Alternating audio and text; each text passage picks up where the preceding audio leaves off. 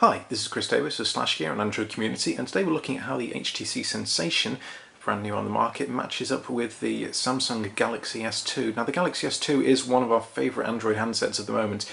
It's got a huge 4.3-inch display, 8 megapixel camera with full HD video recording on the back, and of course it's also got 1.2 gigahertz dual-core processor inside. But then again, the HTC Sensation, that's not much of a slouch either. It's also got a 4.3-inch display, except this one's running at QHD, so that's 960 by 540 resolution, as opposed to the 800 by 480 of the Samsung Galaxy S2. It's also got an 8 megapixel camera in the back with a dual LED flash, and it'll also record full HD video. And inside it's got its own 1.2 gigahertz dual-core processor, though this time one of Qualcomm's Snapdragon chips. So, how do the two match up? Now, as you can see, obviously size-wise, the Galaxy S2 and the Sensation, they're roughly the same length. Actually, I think in terms of exact length, the Sensation is actually supposed to be ever so slightly longer, but because of the tapered edges, as you can see rather than the blunt edges of the Samsung, it does actually look like it's shorter. It's slightly narrower. Again, the short curved edges help on that, but it is thicker.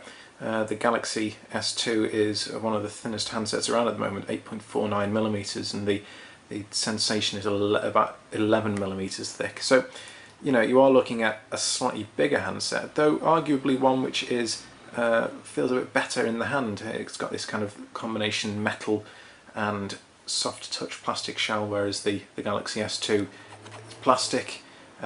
Both have toughened glass on the front, but you know, in your pocket, in your hand, the Sensation does feel a sturdier device. It also gets the latest HTC Sense interface. As you can see, there's the lock screens, Android 2.3.3 Gingerbread on both devices. What HTC have done is they've given it this kind of launcher ring, which we saw on the flyer last week, and you also get 4 different shortcuts which you can drag directly to that launcher ring to kickstart the app itself.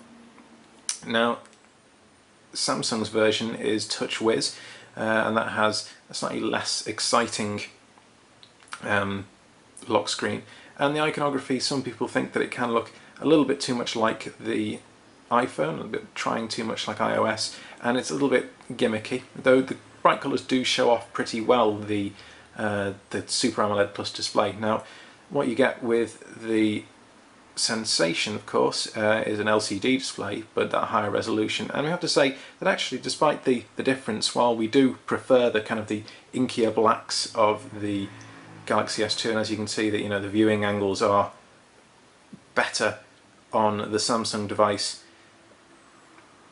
with a lot less kind of backlight bleeding there. The panel on the Sensation is pretty good, and it's also a kind of brighter with the whites. You can't really see on the video, but sort of next to each other, if we go into a web page, for instance, the two pages, again, maybe it doesn't show so well here, looks kind of a bit like it's got a sort of yellowish tint on the video, but in person it's actually pretty clean, though obviously you don't get the same sort of rich colour saturation as you do on the Samsung. In terms of pure speed, if we benchmark both of these, and obviously this isn't running on battery power, this is running on battery power, so it won't quite be the same. If we load up both Quadrant Advanced on both and run them through, what we found is that the Galaxy S2's processor is slightly ahead of the one in the Sensation.